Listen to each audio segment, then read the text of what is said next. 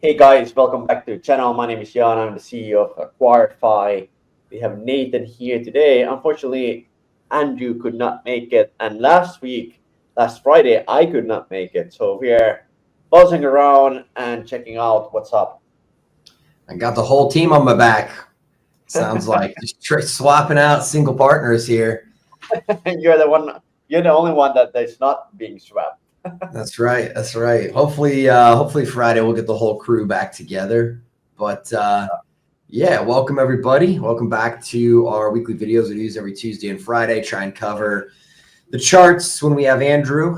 We'll kind of cover some basic prices today. Not going to do really too much analysis, but take a look at the basic charts, see what's going on in the market, and then cover the top news stories of the day. Today, it is more Bitcoin adoption, Ethereum inflows, and you guessed it, war news. So there is not much else in the news at the moment, as you can imagine. With markets as spooked as they are, nothing too crazy happening on the altcoin front, but Bitcoin's still looking very strong, back up to 105,000. That was nice to wake up to this morning. I think when I went to bed last night, it was around like 101. We had some missile strikes. Nothing really came much about that. Came about because of that. So looking like Bitcoin still very strong here. I don't know. What are your thoughts on Bitcoin still holding firm? Dipped under 100K just barely for a minute over the weekend as those bombs were dropped, but right back up. Yeah, I don't know. I was really like, all right, Bitcoin is under 100K, time to buy. But to be honest, Bitcoin has been holding pretty well. Like it's been holding this range for a while now. Um, Despite all the wars, despite all what's happening in the news, um, it's showing pretty much strength. To be honest. Yeah, we've been in this range since what? Basically, we don't want market cap. We want the price. Yeah, we've been in this range once we broke 100K. Went flat, popped up, came back down, went back up, came back down. Like so, we've been between 100K and 110K essentially since what, May 9th. So month and a half already. Question is, do we continue to hold this range through the summer, or with this war going on, does this war intensify? Does it escalate? If so, I would imagine initially anyways, we see a further breakdown out of this range, get a real dip under 100K. I still think mid 90s, even some people are calling for high 80s. I think both of those are very possible still. I think it really just all is kind of depending on what goes on internationally with not just the war with Iran and Israel, but the war in Ukraine and Russia, tensions with China and Taiwan. I don't know. What are your thoughts on other factors and whether or not we stick with this range or break to the downside or the upside? Yeah, definitely not the war expert here. It's always funny when something happens in the world, like this Iran, U.S., Israel thing. Now we have everyone being war experts. So definitely, I'm not a war expert, but yeah, store of value, Bitcoin is the place to be. Um, it's been very stable if you think about it. It's been like from 100,000 Extreme. to 109,000, despite all the missiles being hitting and going forward. Obviously, there are questions like, okay, like let's say there's a recession happening, and Andrew has been saying like, hey, summer is going to be very bullish, but now when the world is kind of on fire, yeah, like I'm still buying BTC. I'm DCAing. I think it's a very good strategy to be in. Um, but long term, after summer, I don't know. I would maybe see 150 and 120K. That's it. That's what you're calling market, the cycle high, 150K. Yeah, but like after summer, like summer is usually when Oh, all short term. Okay. yeah. Like Right. summer is usually when people go out, you know? Yeah. Yeah, typically summer is a very slow time for markets in general. Crypto every summer, we say sell in May and go away. It seems Yeah. like that may be coming true once again. I mean, pretty much. I mean, we did see another little slightly higher all-time high here when it went to 112 in June. But if you had sold back in May when it went to 110, I don't think you'd be disappointed at the moment. You might be a No. little might even be looking to get back into the market in the 90s if we pop back down around there. So I don't know. I see a lot of potential in this market, but I'm with you. I don't think anything is resolved this summer. We don't have rate cuts yet, although July is starting to get some. The word on the street is the rate cuts might be coming in July. Now, is the Fed just teasing us, trying to get us pumped up, trying to put some life in the markets leading into that? Or do you think legitimately we're going to get cuts in July?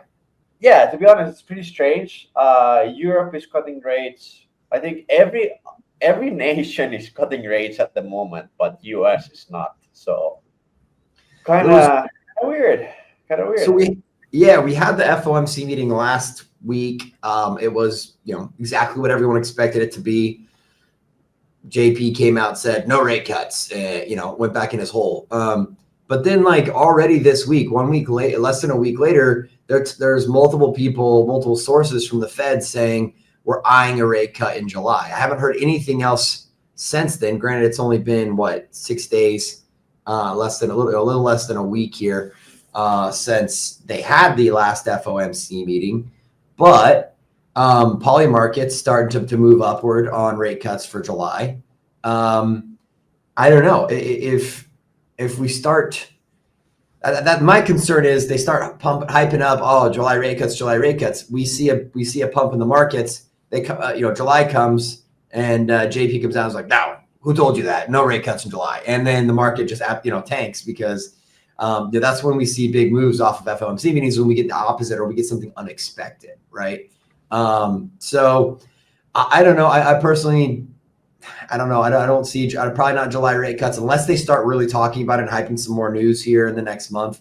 For now, though, I'm going to guess no rate cuts.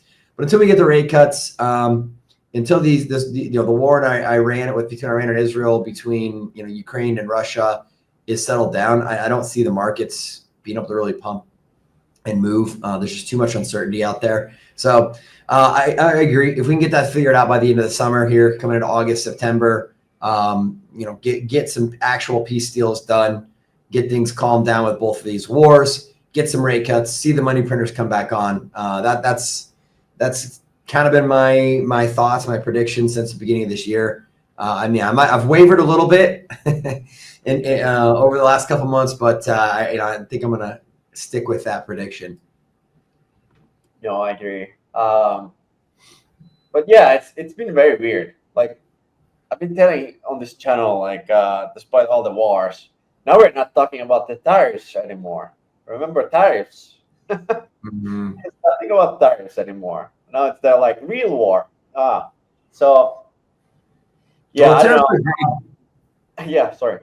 I was going to say tariffs are a great example of I don't know what you want to call it, market manipulation or whatever, or just people giving in to FUD or FOMO with the news. The tariffs came out, markets absolutely tanked, and then in the end, like tariffs had little to no negative effect whatsoever on the actual economy. Like they didn't do shit to inflation. They actually overall, when the tariff deals got done, the U.S. economy is like far better off. We've got over $13 trillion in direct investment pledged to the U.S. We have new chip factories being built. Like wages are going up. Like the overall economy is doing better now. So that's something to keep in mind.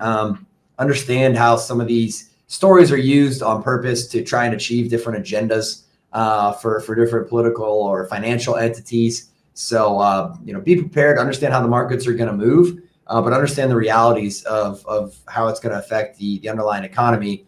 If we're looking out, 6 months down the road, which we're 6 months down the road, or a little over 6 months down the road from the tariff announcements. And if you'd have sold back then, you'd be hurting. You'd be pretty pissed right now. But yeah, overall markets are looking pretty damn good this morning. Bitcoin, like we said, 105, big bounce overnight. At least for us, it was night for us. Ethereum coming back from the brink of destruction, back up to 2,400. I know people were getting. There's a lot of FUD, a lot of fear around Ethereum. There's kind of a hard line in the sand around, 2,100. After that, it kind of falls off a cliff back into the mid 1600s. So a lot of people very concerned about that. There's a lot of FUD on CT, but Ethereum rebounding nicely. One of the reasons for that, Ethereum ETF inflows all-time high recently here. We can see again in June a lot of positive numbers coming in on these Ethereum ETFs. This is pretty crazy if you think about it. Like usually there's like very big dumps during times like this, but I don't see really big dumps. Like there was if you go back, yeah, like there's $11 million that was on the 20th dumped, but like that's not a lot, that's nothing. And it seems to be like the ETFs are now buying a lot of ETH. But to be honest, like ETH dumped a lot during this fiasco. What happened? Like I was not expecting ETH to go to 2,200. No, not well. I mean, especially look at this. I mean, overall, like you had 240 in a day here, 125, 112. You only have two red days, 2.1 million and it's 11.3 here. Everything else is we got what, a 10 day, two 11 days and a 19 day. Everything else is over 20. Some of them are over 100. This one's over 200. Like, I mean, that's pretty massive to see Ethereum dumping here. Retail getting shaken out, institutions coming in, buying your bags. Are you degens really going to let that happen? Yeah. I mean, come on. Record 248 million last week here. Record inflows in a single week. That's insane. For that to be happening while Ethereum's dumping to 2,200, I don't know. It kind of typical. I don't know. The institutions like to FUD and buy things when they're down. I think this is actually from May, by the way. Is that the wrong month? Oh. Come on, Ted. May 26th. Well, regardless, June as well, looking real good. Yeah, but I'm saying, like, it's been like if you look at last year and now, like the Ethereum ETF flows has been steady. Like if you look at last year, there was a lot of minus days, like a lot. Yeah. And now we're seeing like $100 million pouring in. Like it's just a matter of time before like it gets some more traction. Obviously, like if you look at May, it's been good. Yeah, that's what I was gonna say. May, they were stoked about 248 million in a 5-day period. You got 240 million here in June in a single day. Like, only, I mean, that's, the record week from May is getting blown out of the water in June in a single day. Yeah. No, but like it is coming. It's steady. It's I don't know. The leadership team has been doing great job. I like to talk shit on Ethereum, but I noticed the other day I was in my MetaMask wallet, and for the past couple of years, a lot of my different plays that I've been in have been BSC or Polygon or Base or Arbitrum or some other network, right? Some other low cost scalable network. And I noticed the last couple of times, I don't do a lot of trading, so I'm on my, I do trading, maybe once, 2-3 times a month, max, but I notice more and more I am primarily in ETH now. You know, there's more and more, the fees have gone down, buying more projects over there. So I don't know, as much as I have talked shit on ETH, it seems like things are flowing, not just ETF inflows, but projects, cash. It's all flowing back into the OG.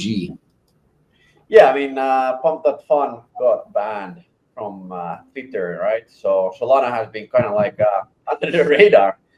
They also dumped quite a lot, to be honest. Solana Oh, overall yeah, Solana's after this. I don't know what's going to be happening, but like, yeah, interesting to see like what's the next thing. well. Hopefully, you weren't this guy here back in January buying at whatever 260 or whatever it was. You But want to be the remember, guy.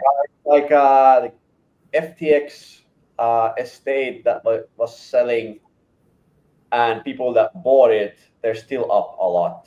The Oh, price yeah. I mean, price was $72 and $112. So well, and just you gotta, again, great lesson for anybody watching. Like, now is when most people are focused on the markets, right? When Bitcoin's up at 100K. Well, when Bitcoin was at 15K or 20K, whatever it was back in, what was he, September, November. So here we are. We're December 2023, January 2023. That's when Bitcoin pretty much bottomed. It was around like 15K right in yeah, here. Solana was at $10. You could have gotten a 26x on Solana, on one of the top blue chips in the space. That's when we got to be focused on the market. Obviously, we're all watching the markets now with the war going on, and we were in the bull market. It's exciting, but where the real money's made is the people that stick with it in the bear market. When Bitcoin's absolutely dumped 60, 70, 80%, whatever it is, the news wants to do nothing but talk shit on the markets. Nothing's happening. There's no launches. No projects are raising. Everything is boring as hell. Like, that's when you have the opportunity to make the most money. People are out here trying to find 2, 3, 5X's, analyzing every chart, talking to every expert. Like, all you need to do in the bear market is like pick your favorite blue chip, set your money in it, and then walk away for 2 years. Like, yep. It will follow up. Yeah, like it's gonna be back. Like almost every, obviously Solana is an extreme example here in this case because of the FTX. What happened with them? Solana dropped a lot harder than most. They were up over. This chart isn't showing it, but Solana almost hit $300 at one point, or did they hit? It did hit at $300 last. Whatever, it was close to it. And dropped all the way down under $10. Insane drop. Not all the tokens did that. Ethereum didn't drop as hard. Aptos, Tron, Doge, Cardano, some of these top ones, they didn't fall that hard. In the last market here. Let's see how far did. I get out pretty good. But yeah, not still about 90%, but but not as bad as Solana there, and it hasn't pumped as hard. That's the big difference. But still, if you got 8 at 25 cents, you got 6x doing nothing, not having to be smart. No, patience is the key, right? Like yeah, Andrew, and I actually like very much Andrew and his tactic. Like, he's just sitting there looking for formations, looking for good value adds, and basically the risk reward is there when you actually start looking at it. Like, just be patient. Don't go for the hype. Don't go leverage, and don't go for the hype, and you will be good. And recycle to BTC. Like, if you make good winnings, BTC is the long-term win. Yep. No, absolutely. Can't go wrong there. I mean, if I would have taken that advice when I first started in Web3, I'd have a lot more Bitcoin, a lot more money than I do right now. But super easy. You come in, you see all these meme coins and IDOs and 100x here and 50x there, and you see those people getting rich. You're like, well, I gotta, Bitcoin will still be there. I'll come back and buy Bitcoin in the bear market. And it turns out a lot of those IDOs and all that get rich quick stuff is exactly that. the exception, not the rule. So if you're new here, if you're watching this today, learn from our lessons. Your number one should be timing, the time in the market, not timing the market, but a little timing as well. Millionaires are made in the bear market. Yeah. What's happening in the news? Well, a lot of Bitcoin adoption again. I think on Friday, we talked about last week being the most bullish Bitcoin adoption week we'd ever seen. There was, I don't know, we didn't even go through all the stories. We had over a dozen stories of just every single Tom, Dick, and Harry out there announcing that their company is doing some sort of Bitcoin accumulation strategy, whether it's the MicroStrategy approach, whether it's buying spot, whether it was, last week Cardano announcing that they're going to, buy Bitcoin to earn yield so they can buy back Cardano, because Cardano's essentially a worthless chain run by a master marketer. But this week, again, not as much as last week, but still we're seeing, people popping out of the woodwork. ECD, a luxury car restorer, no idea. But they have $5 million equity financing to $500 million equity financing to launch a Bitcoin treasury, right? These aren't even finance companies. They restore old cars apparently. Yeah. Great. It's just the way. Yeah. Pomp, this is a big one. Anthony Pompliano announces $1 billion merger to create a Bitcoin native pro-cap finance. Plans on holding up to $1 billion in Bitcoin. Now that's one of the larger ones we've seen announced recently. A lot of these companies are, non-Bitcoin, non-finance companies. You don't expect them to be going $1 billion in, but we've seen 50, 100, 200, 500 million. Anthony Pomp, though, $1 billion for him might be a little on the low end. I think Pomp needs to step it up. Those are rookie numbers, Pomp. Let's get those going. Pop has been promoting in the last cycle a lot of shit. Like, of course, yes. Zeus, FTX. What was the other one? What was the other yield-bearing product? It was Celsius and started with the Blockworks. Block. Anyway, I don't know. But he's been promoting a lot of not good stuff. I wanted to say BitConnect, but I know that's not the right one. No. Well, even he promoted Luna, even. Come on. Yeah. Well, I mean, I like Pomp overall. I think he's a smart dude. He's very public facing, especially when it comes to traditional markets. He's not afraid to get out. He's been on. He gets on the TradFi media a lot. I think he's a good evangelist for the market. But yeah, at the end of the day, he's essentially a KOL. Right? Obviously a smart dude. He's got very involved in finance, very hands-on with the finance, but end of the day, he's a KOL. So he's gonna do what KOLs do. He's gonna shill shit, try and pump his own bags and keep people caught up in the mess. But at the end of the day, I'm a big believer in if you're in Bitcoin, you believe in self-sovereignty.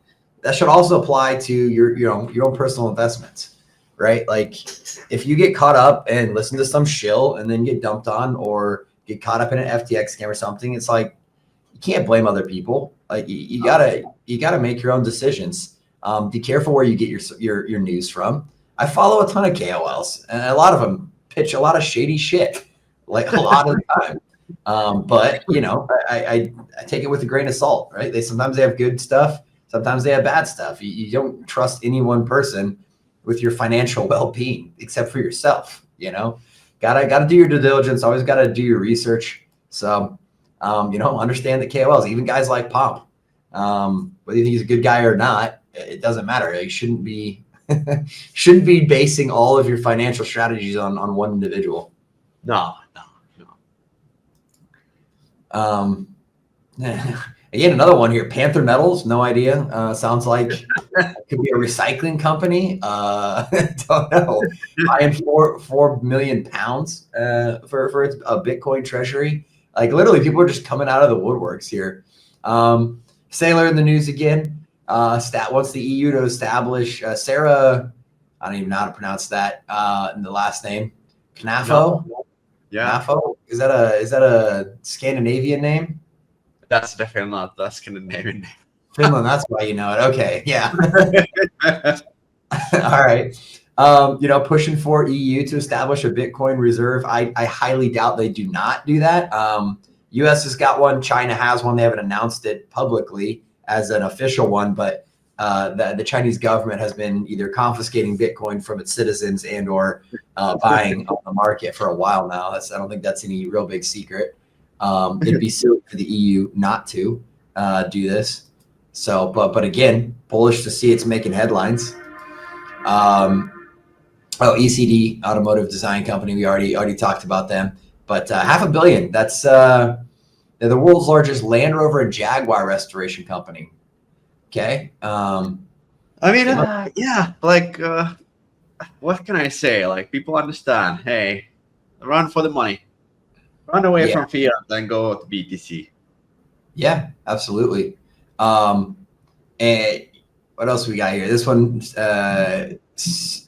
Morgan Stanley authorizes 1.2 billion European fund to invest up to a quarter, 25% of its assets into Bitcoin. I think we're going to see continued more and more of this. A lot of these big, hedge funds and fund managers around the world in different jurisdictions have different, mandates. I imagine probably before the end of 2026, most of these massive funds have some Bitcoin on their portfolio or are increasing their Bitcoin portfolio size. We've already started to see, even like in the US, some of the major like funds that hold like retirement funds for these giant conglomerates putting money into Bitcoin. It's a matter of time before everybody's got some in their portfolio, whether they want to or not. Yeah, I mean, good hedge. What can I say? Obviously, like, as long as they don't take leverage, as long as you're not like Michael Saylor and going like, let's sell some more stocks to buy BTC, which is a good strategy, sure, but like, I don't know. I'm very skeptical when you do leverage. Something Of on course. leverage. It will break up. It will break at some point, right? It's got to. I mean, the Michael Saylor strategy, like we've talked about it before. Dude's a smart dude. He's brought so much attention to this industry. He's doing so much for Bitcoin. He is the face for TradFi. I would say he's the face of Bitcoin now. More so than Satoshi Nakamoto for normies. However, I think what he's doing is dangerous. Obviously, he knows the risk, or he thinks he knows the risk. But how many times have we seen smart people think they know more than the market, and every single time they end up getting burnt and taking a lot of people down with them? We see more and more of these companies following his strategy, stacking more leverage on top of more leverage. Now, maybe Michael Saylor was in early enough because he started all this so that whenever this unraveling happens, maybe he's the sole survivor because he was the first one and got in early enough. But I don't know. Either way, it's not what we don't want to see this cascade unravel. Which when you have leverage involved, it just adds a multiplier effect when things start breaking and things cascade very quickly. Yeah, and to be honest, like, I was surprised that we did not go lower during this wartime. Like, I was waiting for a cascading negative dump, like on this last thing. Like, I was waiting for like 92K, but like somehow we hold the line, which is kind of cool. I think the other shoe is yet to drop. I think I think we're far from over with this war stuff. Trump was in the Situation Room last night discussing retaliations for the missiles they shot at the U.S. air bases in Qatar and where was it, Iraq, maybe Saudi Arabia, wherever else over there. Which I was actually thinking about this yesterday. A lot of people in Dubai. I looked. Dubai is very close to Iran. I don't know if I want to be living in Dubai right now. Yeah, I mean, they canceled the flights there, so yeah. We know a lot of people. We work with a lot of people in Dubai, and yeah, shout out to those guys, fucking Chads over there. Just yeah. So yeah, prayers that this doesn't spread any further. That everybody can keep chill. The SEC, or sorry, the Fed, has been very negative towards Bitcoin for a long time. Finally starting to, as they always do, follow behind the curve, way behind the curve. Coming back and finally saying they've removed the reputational risk factor that they've had penalizing Bitcoin. About time. only about 10 years too late. But again, we're seeing a big shift in governments around the world, in the regulatory bodies around the world. Adoption for Bitcoin is only going to increase. People that say the market's over, and I've seen people calling for, the bear market starting now. They're nuts. Like how? When every single company around the world, when fucking car refurbishers are coming in and buying $500 million in Bitcoin, like how are you saying the market's over? Yeah, it's not even that. Like, look at the DeFi adoption at the moment. I know that we haven't covered that much. Maybe we should cover it a little bit more. But like, DeFi adoption is going out of the roof. Look at what's happening with Aave. Aave is putting a lot of RWAs on chain. Like capital markets, what we know was before, it's not going to be like that. It's going to be very on chain. It's going to be all on DeFi. 100%. Like, things are changing very, very drastically. Like in a positive way. I know that we are covering news about war and so forth, but this is very positive, to be honest. Yeah, all this war FUD, this FUD with tariffs, anything else, like this is all short-term stuff. Like the next 5 years, the next 10 years for Bitcoin and crypto are going to be nuts. Yeah. Like if you take that long-term mindset, if you're putting money away for 5 years, if you're not worried about what's happening in the interim, if you're just DCAing, you're gonna be doing all right. Yeah, pretty good. Yeah. Yeah. I mean, it says it all right here. Pantera Capital, one of the most famous funds in the world, VC firms, whatever you want to call them in the world. Their CEO saying the U.S.-Iran conflict is going to only accelerate the separation of money and state.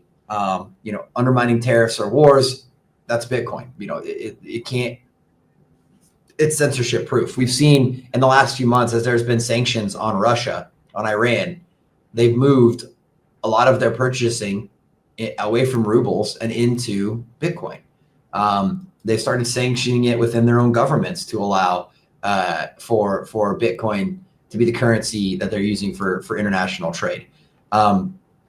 Things like this war only accelerate that. Only are pushing that to move people off the U.S. dollar standard quicker. I saw stories. I don't think I pulled it up, but talking about the massive inflow of cash we're going to see coming into crypto, especially Bitcoin, Ethereum, all of these ETFs, as people get out of U.S. bonds.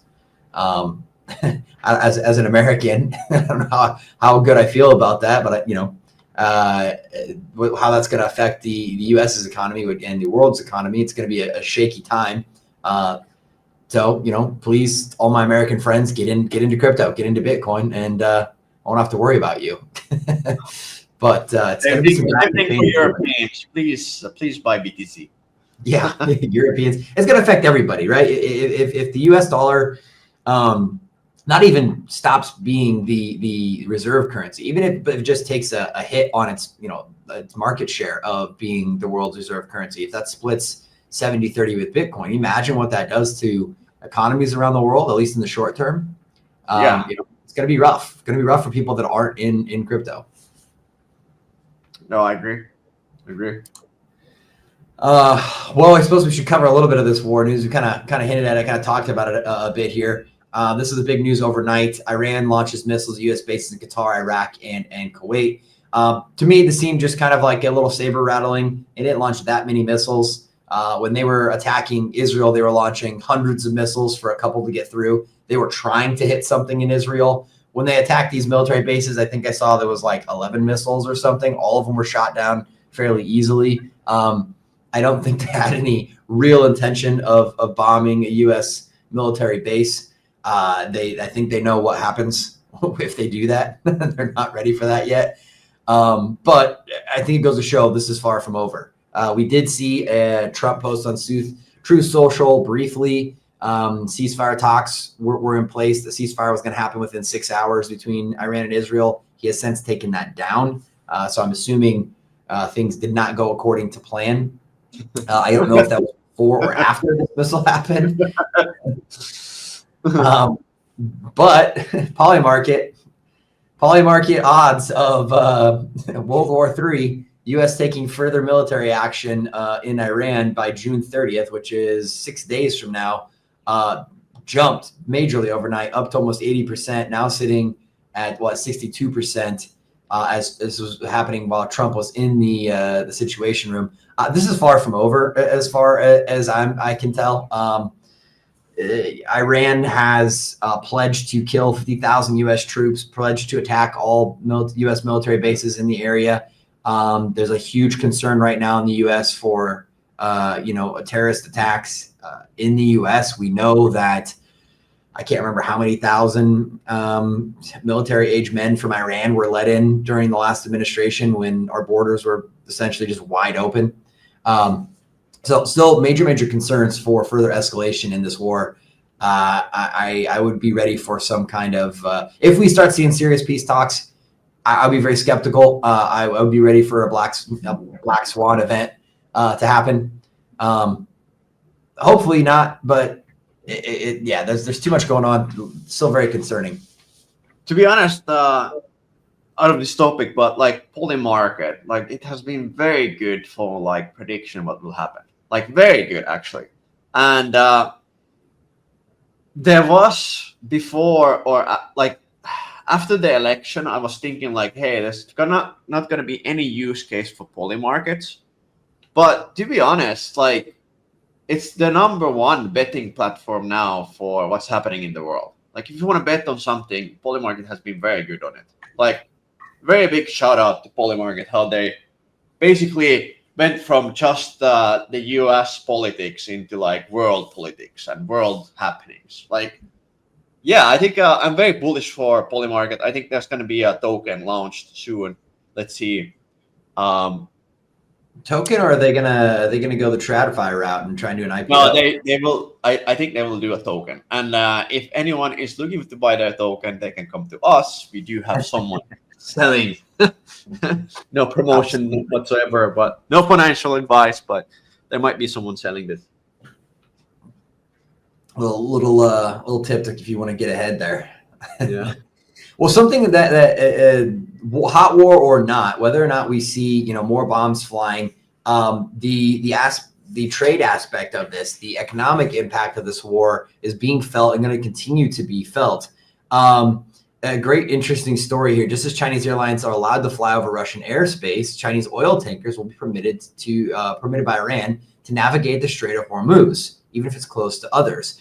We're seeing these trade alliances, we're seeing these economic alliances only strengthen, and the gap between the U.S., Russia, China, and their allies only widen with this war here.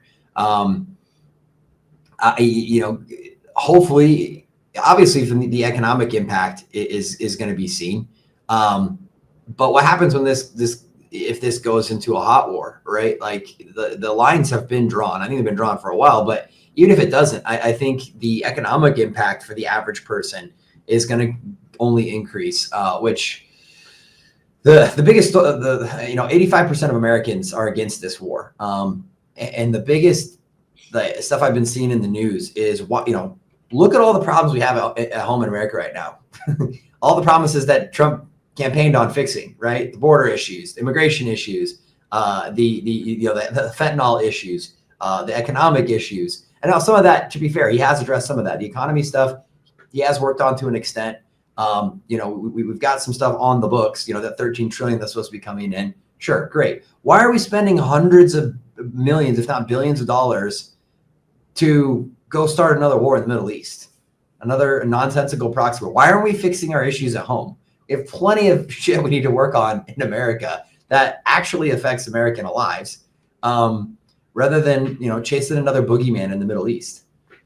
there's this something called the nuclear warheads that are supposed to be done by Iran. You know, Oh, you mean like the ones that were the WMDs in you Iraq? mean You've heard Iraq, this theory before. Afghanistan? I mean, yeah, like as a European, I'm against the wars. I think wars are very bad. Like we already have a war with the Ukraine that's never ending, and I feel this like I feel the same thing will happen with Iran. It will just be like, yeah, ceasefire, and there will be a lot of a new regiment coming in. But does it say that there's gonna be peace again? No. Like I truly uh, agree with you that hey, like there's already so much fuck ups happening inside the US. Maybe fix that first. Maybe like focus on your own country and then go to these other things and supporting Israel and so forth. Like I don't know, man. Like I was sending a message yesterday about what Trump tweeted, and it it looked like from the South Park episode. I'm like, is this real? This is like the president of the U.S. saying this online? Like, Make Iran great again. Like, we're truly living in a South Park episode. Obviously, like yeah, I don't know what to say, but yeah, let's hope the peace talks will come soon and get yeah, solved. I don't know if Zelensky and Trump, Putin, Netanyahu, can't remember the old sheikh's or imam's name, whatever he is from Iran. I'm sure those guys tune in every week to catch up on what's going on here. But if they are listening, knock that shit off. Like nobody wants this. Nobody likes you and what you're doing. Trump, you're going to absolutely ruin your legacy if you continue this shit. Just knock it off. Like the people around the world don't want this shit. The Iranian people don't want this shit. The Ukrainian people don't want this shit. The Russian people, the Israeli people, the American people, we don't want this shit. Europe doesn't want this shit. Like, just knock it off. Yeah. Anyway, it's almost 45 minutes. Last news quickly. Yes, last news here. Circle, I love this. This is your story here. I'll let you cover this one.